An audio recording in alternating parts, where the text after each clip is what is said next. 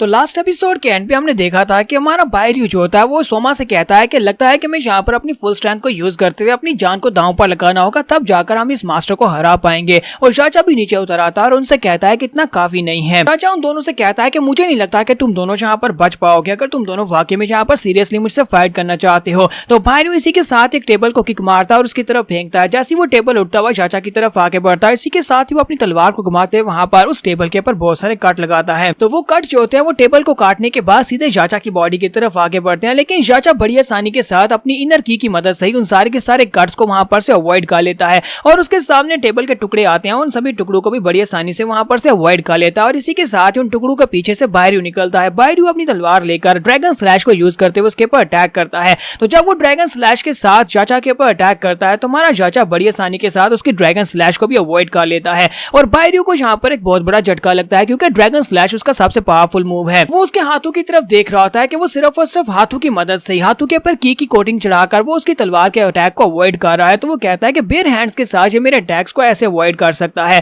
और इसी के साथ ही वो ग्राउंड के ऊपर धड़ाम करके गिरता है, क्योंकि चाचा जो होता है अपने प्रेशर को रिलीज करता है और बायरयू के ऊपर उसको फोकस करता है। जब वो उसके ऊपर फोकस करता है तो बायरयू ग्राउंड के ऊपर गिर रहा होता है। इसी के साथ ही वो अंदर की तरफ धंसता जा रहा होता है। चाचा उसे कहता है कि तुम तो बहुत ज्यादा कमजोर निकले। और बायरयू ग्राउंड के ऊपर और ज्यादा चिपकता जा रहा होता है और कहता है कि मुझसे यहाँ पर सांस नहीं लिया जा रहा। फिर साथ ही वो उठकर खड़ा होता है और कहता है कि नहीं, अभी यहाँ पर मेरे अंदर हिम्मत बाकी है। वो अपनी तलवार उठाता है और तलवार को सामने की तरफ फेंकता है। वो उसे कहता है कि मैंने यहाँ पर अभी तुम्हें अपना सब कुछ नहीं दिखाया, मेरे पास अभी भी कुछ मूव्स बाकी हैं। वो तलवार को सामने की तरफ फेंकता है तो चाचा बड़ी आसानी के साथ विराज मूव को यूज करते हुए वहां पर से उसके अटैक को अवॉइड कर लेता है और उसकी तलवार जो होती है पीछे जाकर टकराती है। लेकिन चाचा बड़ी तेजी के साथ उसके सामने आकर खड़ा हो जाता है और उसे गर्दन से पकड़ता है और उसे ऊपर उठा लेता है और कहता है चलो फिर दिखाओ मुझे तुम्हारे पास और कौन से मूव्स बचे हैं। तुमने कहा कि तुम्हारे पास और भी मूव्स बाकी हैं। तो हमारा बायरयू जो होता है जहां पर अपनी थंडर स्लैश को यूज करने लगा है, तो वो उसको गले से पकड़ लेता है और कहता है कि तुम और मैं, हम दोनों एक साथ हेल में जाएंगे। जैसे वो उसको गले से पकड़ता है, इसी के साथ ही वो थंडर लाइटनिंग स्वॉर्ड को यूज करता है और स्पेशल मूव को जिसके साथ उसने वैगमा को मारा था। तो तलवार थंडर बनने के बाद बड़ी तेजी के साथ पीछे से निकलती है ताकि उसकी गर्दन के अंदर आकर दंस सके। लेकिन चाचा बड़ी आसानी के साथ गर्दन को साइड के ऊपर करता है और उसकी तलवार को अवॉइड कर लेता है। अब क्योंकि तलवार जो होती है वो सीधी हमारे बायरयू की तरफ आगे बढ़ रही होती है, लेकिन चाचा ने अपने एक ही हाथ के साथ उसकी तलवार को वहां पर पकड़ लिया होता है और बायरयू को भी मरने से बचा लिया होता है। तो बायरयू कहता है कि ऐसा कैसे हुआ, इसने लाइटनिंग स्वॉर्ड को सिर्फ और सिर्फ एक ही हाथ के साथ कैसे पकड़ लिया। क्योंकि मेरे पास जो तलवारबाजी की टेक्निक है गैंगरियोंग पैचियोन, इसके बारे में कहा जाता है कि ये दुनिया की सबसे बेस्ट तलवारबाजी की टेक्निक है। तो चाचा उसे कहता है कि ये टेक्निक वाकई में सबसे बेस्ट टेक्निक है, लेकिन तुमने जहां पर अपने ओपोनेंट को पीछे वाली साइड से स्नीक अटैक करके अपने ओपोनेंट को मारने की कोशिश की। तुम्हारी टेक्निक इतनी अच्छी है कि अगर तुम इसको अच्छे से मास्टर कर लो तो तुम जहां पर मुझे भी सामने से मार सकते हो। तो चाचा उसकी तलवार को भी तोड़ देता है और साथ ही बायरयू को पीछे वाली दीवार के साथ पटकार कर मारता है, जिसके साथ वहीं पर वो नीचे गिर जाता है। तो चाचा जो होता है वो आगे बढ़ता है हमारे सोमा की तरफ। तो जैसे वो सोमा की तरफ ध्यान देता है, सोमा उसी वक्त साइड के ऊपर से निकलता है और उसे एक जबरदस्त पंच मारता है। लेकिन चाचा बड़ी आसानी के साथ अपने हाथ को सामने करते हुए पंच को ब्लॉक कर लेता है और साथ ही प्रेशर को पीछे की तरफ रिलीज करता है,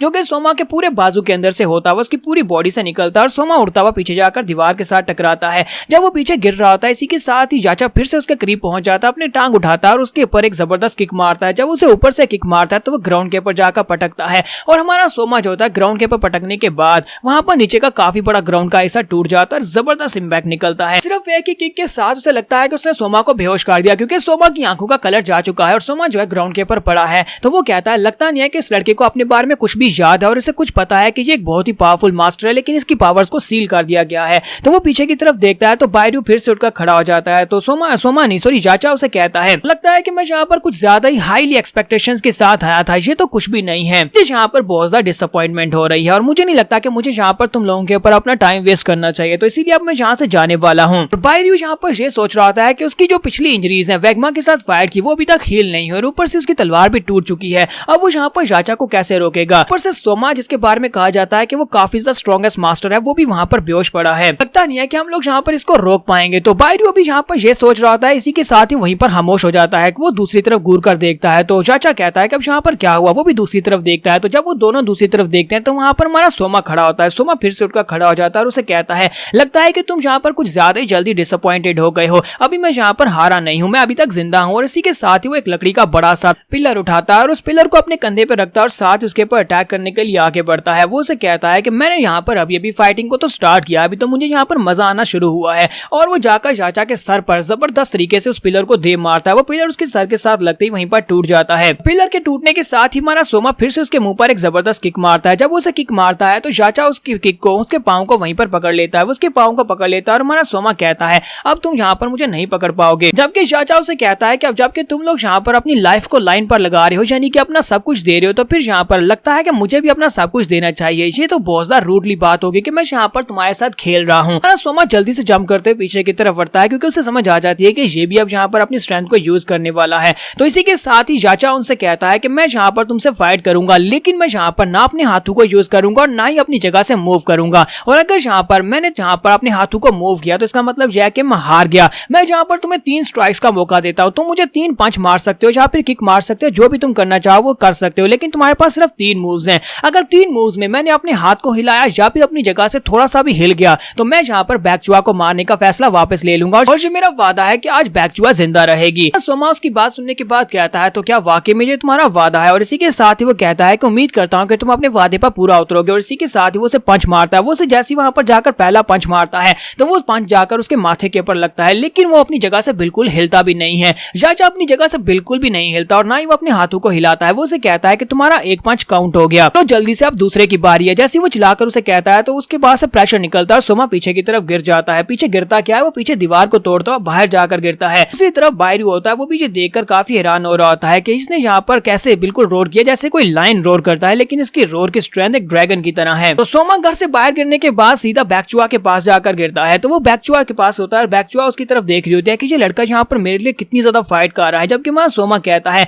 आई जो बंदा कितना ही स्ट्रॉन्ग है, मैं यहाँ पर इसकी फाइट की वजह से डिजी होता जा रहा हूँ, यानी मुझे चक्कर आने शुरू हो गए हैं। तो सोमा बैकचुआ से कहता है कि चाहे कुछ भी हो जाए मुझसे वादा करो कि तुम यहाँ से कहीं भी नहीं जाओगे, यहीं पर रुकना, मैं अभी जाकर इस मसले को हल करके आता हूँ, मैं उसे तुम्हें बिल्कुल भी मारने नहीं दूंगा। और इसी के साथ वो फिर से अंदर चला जाता है, जबकि बैकचुआ सोच रही होती है क्या ये वाकई में ये लड़का यहाँ पर मेरे लिए फाइट कर रहा है। वहाँ बड़ी तेजी के साथ अंदर जाता है, वहाँ पर जाकर दीवारों के साथ फलांग रहा था, वो कभी इस दीवार कभी उस दीवार के साथ। और इसी के साथ ही वो उसे किक मारने के लिए रेडी होता है। वो उसके सर के ऊपर किक मारता है। जैसे ही वो उसे किक मारता है तो इसी के साथ ही चाचा अपनी गर्दन को घुमाते हुए उसके अटैक को अवॉइड कर लेता है और उसके अटैक को अवॉइड करने के साथ वो उसे एक जबरदस्त किक मारता है जो कि ऊपर की तरफ लगती है और वो ऊपर वाली दीवार को तोड़ता है, सॉरी ऊपर वाली छत को तोड़ता हुआ उस होटल से भी बाहर निकल जाता है और काफी ऊंचा ऊपर हवा में जाता है। और ऊपर जाने के बाद उसकी आंखों के अंदर एनर्जी चमकती है। जब वो इनर की चमकती है तो इसी के साथ ही वो नीचे की तरफ आता है उसे पंच मारने के लिए। और जो उसका आखिरी यानी तीसरा चांस होने वाला है, तीसरा पंच होने वाला है, वो उसे कहता है कि मुझे लगता है कि तुम इस पंच को नहीं ब्लॉक कर पाओगे। और चाचा को भी समझ आ जाती है कि वो इस पंच को ब्लॉक नहीं कर पाएगा अगर वो अपने हाथ को यूज नहीं करेगा। चाचा कहता है लगता है कि ये वाला ज्यादा हैवी है, तो अब यहाँ पर मेरे पास और कोई ऑप्शन नहीं है, मुझे हाथ यूज करना पड़ेगा। और वो अपने हाथ को निकालता है और उसके पंच को ब्लॉक करता है। वो वहां पर सोमा के पंच को अपने हाथ से ब्लॉक करता है। तो वो कहता है कि मुझे लगा ही था कि मैं इस पंच को अपने हाथ को यूज किए बिना बिल्कुल भी नहीं ब्लॉक कर सकता। तो हमारा सोमा काफी ज्यादा खुश हो रहा था और उसे कहता है कि लो यहाँ पर मैं इसको जीत गया। और साथ ही वो अपने प्रेशर के साथ, क्योंकि उसकी स्ट्रेंथ भी तो काफी ज्यादा होती है, वो उसके हाथ के साथ उसे नीचे की तरफ दबाता जा रहा होता है। और वो जो होता है वो ग्राउंड को तोड़ता हुआ, यानी चाचा जो होता है वो ग्राउंड को तोड़ता हुआ ग्राउंड के अंदर काफी ज्यादा गहरा नीचे दंस जाता है। उसको नीचे दंसाने के बाद हमारा सोमा जल्दी से जंप करते हुए साइड के ऊपर हट जाता है। बायरी और उसके साथ दूसरा सोल्जर जो होता है वो दोनों ये देखकर काफी हैरान होते हैं। दूसरा सोल्जर भागता हुआ जाता है और उस गहरे गड्ढे में जाकर चाचा को ढूंढ रहा होता है,